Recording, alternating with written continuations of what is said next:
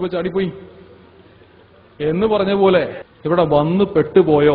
ഈ പറഞ്ഞതൊക്കെ അവിടെ നിൽക്കട്ടെ. ഇനി ഞാൻ അങ്ങ് പറയാൻ പോണ കാര്യം നിങ്ങൾ കേട്ടാൽ വലിയ ഇടങ്ങേറാണ്. പ്രത്യേകിച്ചും എന്റെ പ്രിയപ്പെട്ട ചെറുപ്പക്കാരോട് ഇനി ഞാൻ അങ്ങോട്ട് പറയാൻ പോകുന്ന കാര്യങ്ങൾ അല്ലാഹു സുബ്ഹാനഹു വ തആലയെ സാക്ഷി നിർത്തി തിരുനബി സല്ലല്ലാഹു അലൈഹി വസല്ലമ തങ്ങളുടെ റൗളയിലേക്ക് 3 സ്വലാത്തും കൂടി എത്തിച്ചിട്ട് ഞാനിപ്പോ പറയും. ഇത് കേട്ടുപോയാൽ നിങ്ങൾക്കിത് ബാധ്യതയായി. 2 ചാൻസ് ഉണ്ട്. ഒന്നുകിൽ ഇത് കേൾക്കുന്നതിന് മുമ്പ് നിങ്ങൾക്ക് പോവാം, സുബഹി നിസ്കാരം അത് കളവാക്കണ്ട. 2 കേട്ടുപോയാൽ പിന്നെ ബാധ്യതയാണ്. നിസ്കാരം ജീവിതത്തിൽ ഒഴിവാക്കിയാൽ ഇനി പറയാൻ പോകുന്ന 15ഓളം വരുന്ന ശിക്ഷകൾ നിങ്ങൾക്ക് അനുഭവിക്കേണ്ടി വരും എന്ന ഹദീസാണ് ഇനി നാം ഉദ്ധരിക്കാൻ പോകുന്നത്.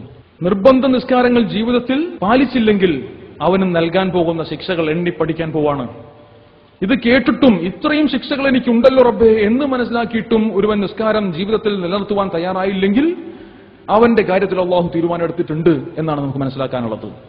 അതുകൊണ്ട് ഇത് പാലിക്കുമെന്നുറപ്പുള്ള ആളുകൾ മാത്രമേ ഇത് കേൾക്കാവൂ. രക്ഷപ്പെടാൻ വേറെ വകുപ്പില്ല. കേട്ടുപോയി. തിരുനബി സല്ലല്ലാഹു അലൈഹി വസല്ലമ തങ്ങൾ പഠിപ്പിച്ച ഹദീസുകൾ വെച്ചുകൊണ്ടുള്ള താക്കീതുകൾ നാം പഠിക്കാൻ പോവാണ്. നിസ്കാരം ജീവിതത്തിൽ നിലനിർത്താത്ത ഒരു മനുഷ്യനെ സംബന്ധിച്ചിടത്തോളം റബ്ബ് സുബ്ഹാനഹു വ തആല 15 ശിക്ഷകൾ അവന് കൊടുക്കും. നിസ്കരിക്കാത്തവനുള്ള ശിക്ഷകൾ 15 എണ്ണം. അതിൽ 6 എണ്ണം ഇഹലോകത്ത് വെച്ച്, ഈ ലോകത്ത് വെച്ച് തന്നെ കിട്ടും. 3 എണ്ണം മരിക്കുന്ന സമയത്ത്, പിന്നെ 3 എണ്ണം ഖബറിന്റെ ഉള്ളിൽ, അവസാനത്തെ 3 എണ്ണം വിധി നിർണായക ദിവസം നാഥനുമായി കണ്ടുമുട്ടുമ്പോൾ. നിസ്കരിക്കാത്തവനുള്ള ശിക്ഷകൾ ഒരു ഘട്ടത്തിലും ഇല്ലാതാവുന്നില്ല. ഈ 4 ഘട്ടങ്ങളിലും അവൻ ശിക്ഷ അനുഭവിക്കണം. നിസ്കാരം ജീവിതത്തിൽ നിലനിർത്താത്തവന്റെ ഇഹലോകത്തുള്ള 6 ശിക്ഷകൾ എന്റെ പ്രിയപ്പെട്ടവർ കേട്ടോ. 1, റബ്ബ് സുബ്ഹാനഹു വ തആല അവന്റെ ആയുസ്സിന്റെ ബറക്കത്തിനെ എടുത്തുകളയും. ആയുസ്സിന്റെ ബറക്കത്തിനെ എടുത്തുകളയും. പറയുമ്പോൾ സംഭവം തീർന്ന്. കൂലങ്കഷമായി ചിന്തിക്കണം. ചില ആളുകളെ പറ്റി പറയുമ്പോൾ നമുക്കറിയാം, ഞാൻ ഇത്രയും കാലം ഇവിടെ ജീവിച്ചു, എന്റെ കണക്ക് നോക്കുമ്പോൾ നഷ്ടമാണ്. മക്കൾക്ക് വേണ്ടി ജീവിച്ചു, ഭാര്യയ്ക്ക് വേണ്ടി ജീവിച്ചു, അതുണ്ടാക്കി ഇതുണ്ടാക്കി, എനിക്ക് സ്വന്തമായി ഞാനൊരു ചെരുപ്പ് പോലും മേടിച്ചിട്ടില്ല എന്നിത്യാദിയുള്ള ഒരുപാട് പരിവേദനങ്ങൾ പറയുന്ന പല ആളുകളും ഉണ്ട്. നിസ്കാരം ജീവിതത്തിൽ നിലനിർത്താത്തവനാണോ റബ്ബിന്റെ ശിക്ഷ ഇറങ്ങി തുടങ്ങിയെന്നാണ് മനസ്സിലാക്കേണ്ടത്. അല്ലാത്തവർക്ക് ഇതുണ്ടാവാറുണ്ട്, പക്ഷെ അതിന്റെ പ്രത്യേക പ്രതിഫലവും ഉണ്ട്. നിസ്കാരം നിലനിർത്താത്തത് കൊണ്ട് തിരിഞ്ഞു നോക്കുമ്പോൾ ജീവിച്ച കാലഘട്ടം മുഴുവനും നഷ്ടത്തിന്റെ പട്ടികയാണ് കൂടുതലെങ്കിൽ അതിന്റെ അർത്ഥം ജഗം നിയന്താവായ റബ്ബിന്റെ ശിക്ഷ എന്നിൽ ഇറങ്ങിത്തുടങ്ങി. 1ാം ഘട്ടമാണ് തിരിഞ്ഞു നോക്കുമ്പോൾ ആയുസ് മുഴുവനും നഷ്ടപ്പെട്ടതായി തോന്നുന്നത്.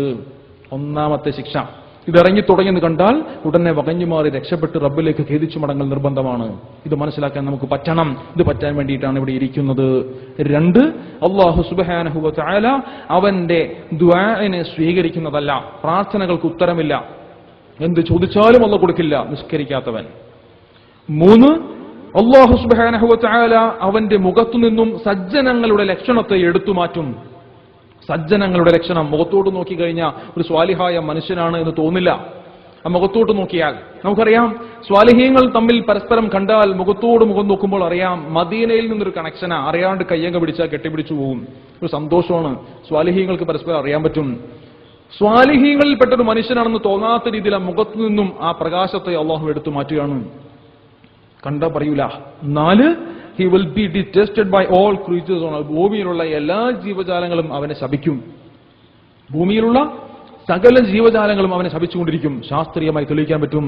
കല്ലും മണ്ണും ചെടികളും പക്ഷികളും മൃഗങ്ങളും കോഴിയും കാക്കയും പൂച്ചയും പട്ടിയും പശുവും നടക്കുന്ന വഴിയിൽ വൃത്തികെട്ടവൻ, അള്ളാഹുവിന്റെ ശിക്ഷയ്ക്ക് പാത്രീഭൂതനായവൻ, മെനകെട്ടവൻ, നിഷ്കരിക്കാത്തവൻ എന്നൊക്കെ പറഞ്ഞുകൊണ്ടിരിക്കുന്നുണ്ടാകും. കല്ല് സംസാരിക്കുമെന്ന് തെളിയിക്കാൻ പറ്റും. ശാസ്ത്രമാണ്. കല്ലിന്റെ ഉള്ളിലുള്ള അടിസ്ഥാന കണികയായ ആറ്റത്തിന്റെ ഉള്ളിൽ ന്യൂട്രോണുകളും പ്രോട്ടോണുകളും ഉണ്ട്. അവയ്ക്ക് ചുറ്റും ഇലക്ട്രോണുകൾ കറങ്ങിക്കൊണ്ടിരിക്കുകയാണ്. ഇലക്ട്രോണുകളുടെ കറക്കത്തിൽ ഒരു മർമ്മരമുണ്ട്. ഓരോ സമയത്തും ഈ മർമ്മരത്തിൽ വ്യത്യാസമുണ്ട്. അത് അവരുടെ തസ്ബീഹാണ്.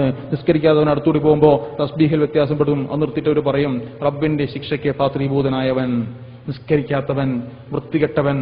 ആ വൈബ്രേഷനിൽ വ്യത്യാസമുണ്ട്. ശാസ്ത്രം തെളിയിക്കുന്നു. ചെടികൾ സംസാരിക്കുന്നു. ജർമ്മനിയിൽ കണ്ടുപിടുത്തം നടന്നിട്ടുണ്ട്. നിങ്ങൾ ഇന്റർനെറ്റിൽ സെർച്ച് ചെയ്യുക, എല്ലാ അതിലുണ്ട്, ഇന്റർനെറ്റിലുണ്ട്. ചെടികൾ സംസാരിക്കുന്നു. ക്യാബേജ് തോട്ടത്തിലേക്ക് ചെടിയെ അരിയാൻ വേണ്ടി ഒരു മനുഷ്യൻ എത്തിയപ്പോൾ ആ ചെടി തൊട്ടടുത്തുള്ള ചെടികളിലേക്ക് മെസ്സേജ് പാസ് ചെയ്ത സംഭവത്തെപ്പറ്റി വിശദമായി പഠിപ്പിക്കുന്ന ഒരു ഗ്യാസ് പ്രൊഡക്ഷനിലൂടെയാണ് മെസ്സേജ് കൈമാറിയത്. ആ ഗ്യാസിനെ കളക്ട് ചെയ്തിട്ട് കമ്പ്യൂട്ടറിൽ കയറ്റി ഡീകോഡ് ചെയ്തെടുത്ത് ശബ്ദമാക്കി പുറത്തു കൊണ്ടുവരാം എന്ന് ശാസ്ത്രകാരന്മാർ പറയുകയാണ്. ചെടികൾ പോലും സംസാരിക്കുന്നു. അള്ളാഹുവിന്റെ റസൂലിന്റെ വിട്ടുപിരിഞ്ഞ ആ ഈത്തപ്പനത്തടി കരഞ്ഞ സംഭവം ഓർക്കുമ്പോൾ അതിനും ശാസ്ത്രമുണ്ട് എന്ന് നമുക്ക് മനസ്സിലാക്കാൻ സാധിക്കും. അങ്ങനെ ലോകത്തുള്ള സകല ജീവജാലങ്ങളും ഇവനെ കാണുന്ന മാത്രയിൽ ശപിച്ചുകൊണ്ടിരിക്കുകയാണ്.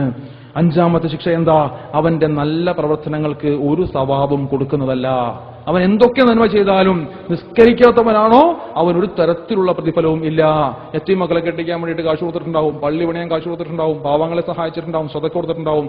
എന്തൊക്കെ ചെയ്താലും നന്മയില്ല, ഗുണമില്ല. കാരണം എന്താ? നിസ്കരിക്കുന്നില്ല എന്നതാണ് കാരണം.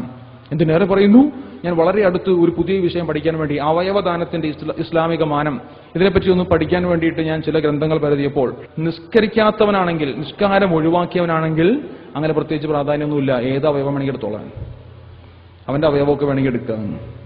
ചിന്തിച്ചു നോക്കി. നിസ്കരിക്കാത്ത ഒരു മുസ്ലിം ആണെങ്കിൽ അങ്ങനെ പ്രത്യേകിച്ച് പ്രാധാന്യമൊന്നും കൊടുക്കണ്ട, ഏത് അവയവം എടുക്കാം എന്നൊക്കെ കർമ്മശാസ്ത്ര പണ്ഡിതന്മാർ എഴുതി വെച്ചിട്ടുണ്ടെന്ന്. ഒരു അവയവത്തിനും വിലയില്ലാന്ന്. നിസ്കരിക്കാത്തവൻ വീട്ടിൽ വന്നപ്പോൾ പട്ടിക്ക് ഭക്ഷണം കൊടുത്ത പാത്രത്തിൽ ഭക്ഷണം കൊടുത്ത സംഭവത്തെ പറ്റി അറിയാലോ. മഹാനായ ഇമാം ഷാഫിഈ റഹ്മത്തുള്ളാഹി അലൈഹി തങ്ങളുടെ കുടുംബം അറിയാം. പല വിഷയങ്ങളിലൂടെ നാം കടന്നു പോകുമ്പോൾ ഒരു വിലയും കൽപ്പിക്കുന്നില്ല മതം നിസ്കരിക്കാത്തവന് എന്നാണ് നാം മനസ്സിലാക്കേണ്ടത്. അഞ്ചാമത്തെ ശിക്ഷ, അവന്റെ സൽക്കർമ്മങ്ങൾക്ക് പ്രതിഫലം ഇല്ല തന്നെ. ആറാമതായി മനസ്സിലാക്കുക, സജ്ജനങ്ങളുടെ ദുആയിൽ അവന് സ്ഥാനമില്ല. സജ്ജനങ്ങളുടെ ദുആയിൽ അവന് സ്ഥാനമില്ല. സജ്ജനങ്ങൾ അവനോട് ദുആർന്നാലും ആ കൂട്ടത്തിൽ അവൻ പെടുന്നില്ല. അങ്ങനെ സ്വാലിഹീങ്ങൾക്ക് വേണ്ടിയിട്ട് പള്ളിയിൽ ഇമാമ് ദുആ ചെയ്യുമ്പോൾ, നമ്മുടെയൊക്കെ പ്രാർത്ഥനാ സദസ്സുകളിൽ സ്വാലിഹീങ്ങൾ ഉൾപ്പെടുത്തിക്കൊണ്ട് ദുആ ചെയ്യുമ്പോൾ അതിൽ നമുക്ക് സ്ഥാനം കിട്ടൂല. മനസ്സിലാക്കണം. സജ്ജനങ്ങൾ ദുആയിൽ പെടുന്നില്ല, കുടുങ്ങിപ്പോവാണ്. ഇഹലോകത്തുള്ള 6 ശിക്ഷകൾ എന്റെ പ്രിയപ്പെട്ടവർ കാണുന്നുണ്ടോ?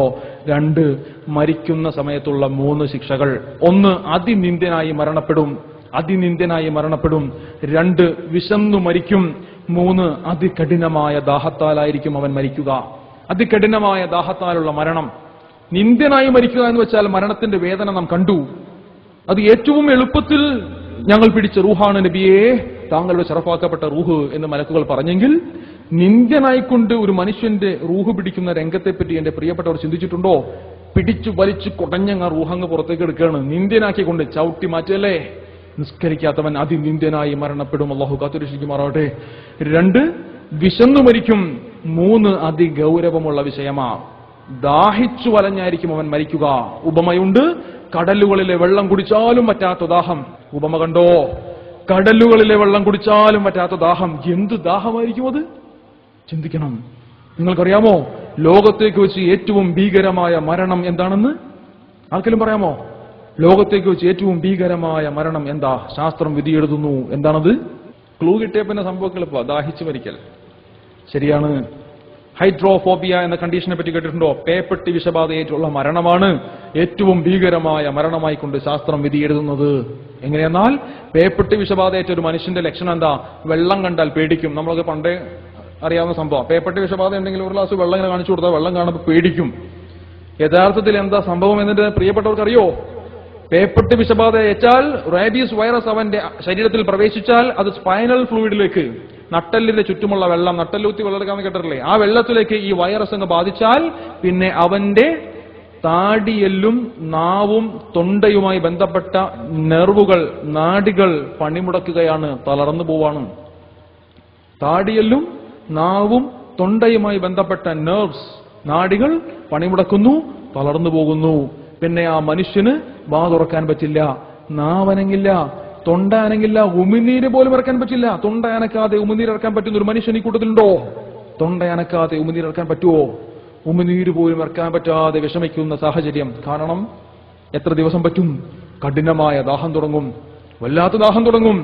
ദാഹിച്ചു വലഞ്ഞിരിക്കുന്ന ആ മനുഷ്യന്റെ മുന്നിലേക്ക് നിങ്ങളൊരു പാത്രത്തിൽ കുറച്ച് വെള്ളം കൊണ്ടുവന്ന് കൊടുത്തോ, ആ വെള്ളം ഉടനെ പിടിച്ച് മുഴുവനും ഒറ്റയടിക്ക് കുടിക്കാൻ വേണ്ടി അവൻ വെപ്രാളം കാണിക്കും, വല്ലാത്ത അഭിനിവേശം കാണിക്കും. ഇത് കണ്ടാൽ വെള്ളം കണ്ടുള്ള പേടിയാണെന്ന് തോന്നിപ്പോകും. ആ തോന്നലിന് ശാസ്ത്രം കൊടുത്ത പേരാണ് ഹൈഡ്രോഫോബിയ. എന്ത് സാധനത്തിനും കൂട്ടത്തിൽ ഫോബിയ ഉണ്ടെങ്കിൽ അതിനോടുള്ള പേടി. ഇസ്ലാമോഫോബിയയുടെ കാലഘട്ടമാണല്ലോ. ഹൈഡ്രോഫോബിയ, വെള്ളത്തോടുള്ള പേടി.